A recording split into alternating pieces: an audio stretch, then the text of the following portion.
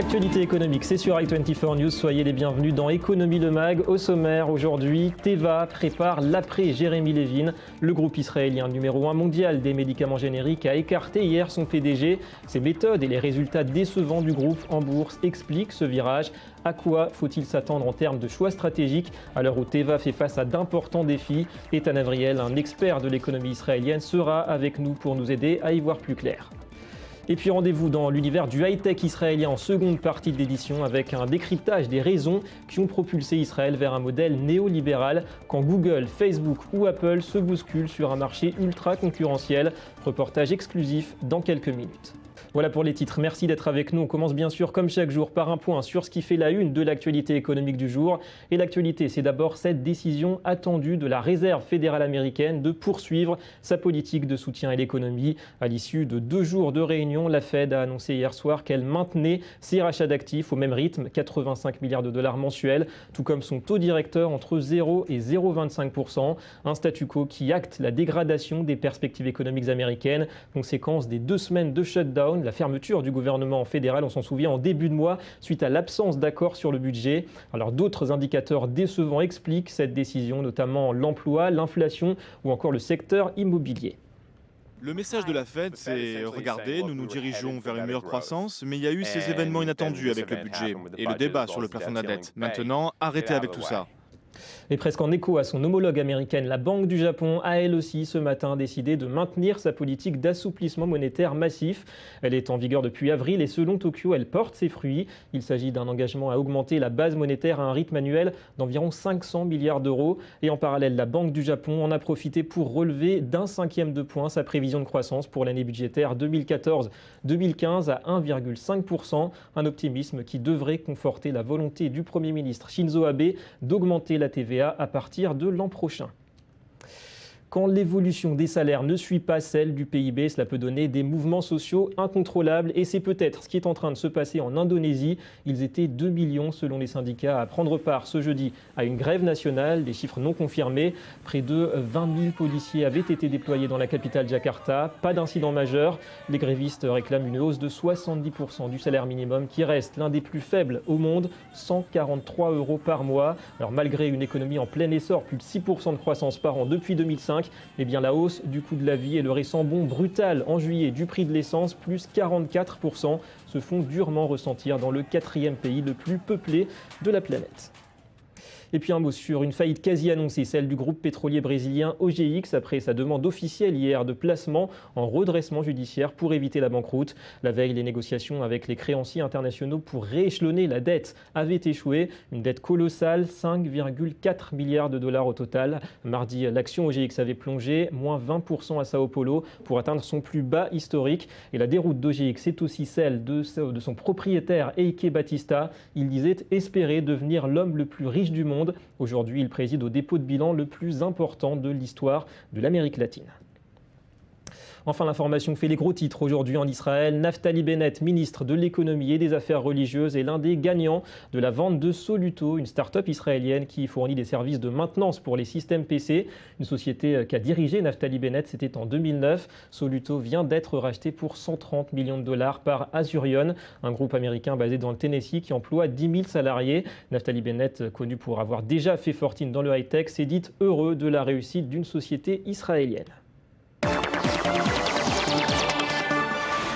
Allez, retour à présent sur ce séisme programmé à la tête du groupe Teva. Son PDG, Jeremy Levin, a été écarté hier. Un comité de direction mécontent des méthodes et des résultats en bourse. Des actionnaires déçus. Le géant pharmaceutique israélien affiche pourtant des bénéfices sans précédent, 14 milliards de dollars sur ces 10 dernières années. Récemment, l'annonce de milliers de licenciements avait fait scandale en Israël. Quel héritage et quel défi pour le successeur de Jeremy Levin?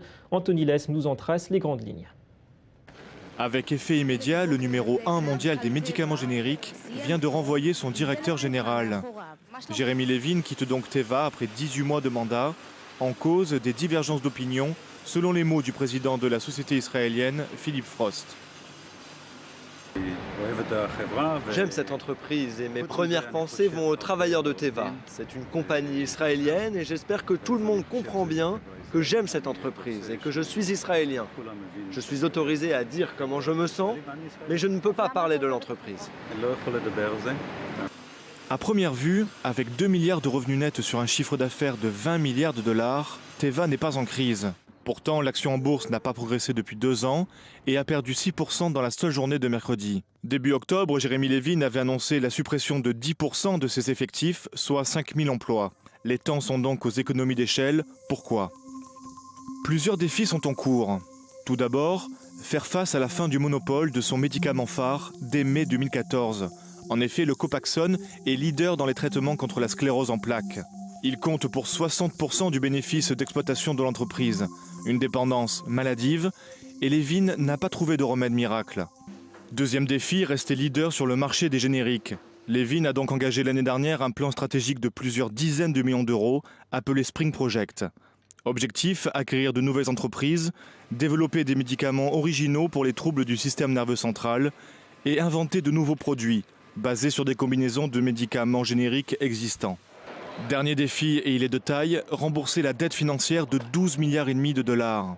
Une échéance qui revient désormais à l'ancien directeur financier, Eyal Deschet, en attendant une nouvelle élection du directeur général très prochainement. Alors une chose est sûre, c'est que pour beaucoup d'Israéliens, la gestion du numéro 1 mondial des médicaments génériques, eh bien cette gestion, elle pose problème, d'autant que le groupe bénéficie d'une aide conséquente de l'État. Nous accueillons pour en parler Eitan Avriel, le cofondateur du journal économique israélien de référence The-Marker, un supplément du quotidien Haaretz. Bienvenue à vous, merci d'être avec nous. Rien. Alors les résultats du groupe Teva, ils viennent de tomber cet après-midi. Ils sont supérieurs aux attentes, 5,1 milliards de dollars de chiffre d'affaires contre 5 espérés. Depuis hier, ça fait beaucoup de bonnes nouvelles pour les actionnaires, on a l'impression. Non, pas vraiment. Il n'y a pas de bonnes nouvelles dans les bilans. Ils sont plus ou moins d'après ce que tout le monde pense. Et avec ce qui se passe hier, en fait, les actions ont déjà baissé plusieurs pourcents si vous regardez comparé à la semaine prochaine. Malgré ces résultats. Malgré ces résultats. Et en fait, si vous regardez les actionnaires, ils ont perdu environ 40% si on compare le prix aujourd'hui au prix qui avait 2010 et si on prend les actions de Teva sur disons 10 ans, alors on trouve qu'ils ont perdu environ 150% si on compare ça avec le marché en général. Mais alors, comment en fait, on explique alors que les bénéfices sur cette même période de 10 ans, ils ont augmenté ? Oui, mais il faut toujours comparer ça au reste du marché en général. Alors même si une certaine action se débrouille pas mal, si le reste du marché a grimpé des dizaines de pourcents, alors c'est quand même décevant. Et en fait, on a découvert hier avec cette situation où le président directeur général Jeremy Levin a en fait démissionné, il a pratiquement été renvoyé. Ouais. C'est la vérité, qu'il y a un sérieux problème de management chez Teva. Il y a des grandes discussion, si vous voulez, sur quelle direction stratégique la compagnie doit prendre. Et le grand problème, évidemment, c'est qu'ils n'ont pas de remplacement pour leur blockbuster. Leur grand succès des dernières années, ça s'appelle Copaxone. Et oui, allez-y. Alors justement, comment les Israéliens perçoivent aujourd'hui Teva? C'était une fierté nationale, ça l'est encore sans doute, mais est-ce qu'on ne se dit pas que finalement on bascule dans une logique trop financière? Teva est une compagnie israélienne. C'est une compagnie qui, à travers le temps, a racheté toutes les compagnies de ce domaine en Israël, et ensuite ils ont fait beaucoup d'achats de grandes compagnies sur le marché international. 7000 employés en Israël travaillent chez Teva, et ils embauchent une grande partie des étudiants qui finissent biologie et biotechnologie et tous ces métiers. Et ça, c'est un problème, parce que oui, on peut peut-être vendre Teva à une compagnie américaine ou une compagnie chinoise, on peut peut-être découper Teva en plusieurs plusieurs divisions et vendre ça et peut-être faire un profit pour les actionnaires, mais pour le pays. Mais pour le pays et pour les employés israéliens et pour le futur si vous voulez, à la biotechnologie israélienne, ce sont des mauvaises nouvelles, parce que dans ce scénario, il est très possible qu'une partie de Teva en fait soit passée à des autres pays. Alors il y a une question, c'est est-ce que vous pouvez nous expliquer en deux mots le rôle de l'État dans les finances? On voit que l'État joue quand même un rôle pour aider Teva au niveau national. Comment ça se justifie selon vous et sur quels critères ça peut se justifier? Teva le gouvernement israélien n'aide pas Teva formellement. Il y a une loi en Israël au niveau de la fiscalité. Au niveau de la fiscalité, ils ont utilisé cette loi et ça leur permet de ne pas payer, au lieu de recevoir de l'argent, si vous voulez, du gouvernement qui doit donner dans certaines conditions. Alors, ils ont choisi une autre formule, c'est une formule de ne pas payer des ça paraît justifié des taxes sur 10 ans. Et il y a beaucoup de problèmes au niveau social en Israël. Beaucoup de gens en Israël estiment que c'est une solution pas acceptable au bout du... si vous voulez, vous avez une compagnie qui n'a pas payé de taxes et qui ne va pas payer de taxes sur plusieurs années en Israël. Merci Ethan Avriel d'avoir accepté notre invitation. Merci. Allez, direction Tel Aviv pour le second dossier de cette édition. De l'idéal socialiste des kibboutz à la nation start-up, en quelques décennies, l'économie israélienne a vécu plusieurs mutations et aujourd'hui, elle attire les grands noms de la planète économique. Apple, Google, Facebook, des centres de recherche et développement s'ouvrent aux quatre coins du pays. Jonas Citruc nous fait découvrir ce qu'on appelle la Silicon Wadi. Regardez. Israël, un pays qui abrite 5000 startups et continue d'attirer les géants de la technologie du monde entier. Microsoft, Google et Apple y ont installé des centres de recherche et développement. Mais à l'heure de la dématérialisation et du rythme effréné des transferts de technologie, cette sédentarité a-t-elle encore un sens ? Mais plusieurs facteurs laissaient présager qu'Israël deviendrait un haut lieu du high-tech. Parmi eux, le rôle majeur du complexe militaro-industriel qui réunit l'état-major politique et militaire et les industriels chargés d'assurer la fourniture de leur matériel aux forces armées. Après la guerre de 1967, les importations massives d'armes étrangères se sont arrêtées. Israël n'avait pas d'autre choix que de se tourner vers le secteur privé. L'avantage d'être en Israël, c'est que grâce à l'armée, nous pouvons profiter des meilleures technologies et des meilleurs cerveaux. Il y a donc beaucoup d'investissements dans l'armée, des investissements qui viennent de partout dans le monde. Dans les années 1970, Israël se transforme peu à peu en une économie néolibérale. Certains secteurs deviennent sous-représentés, comme le textile. Les chômeurs sont de plus en plus nombreux. Le pays se retrouve face à un vide industriel. Un pays où la plupart des ingénieurs sont déjà spécialisés dans les hautes technologies.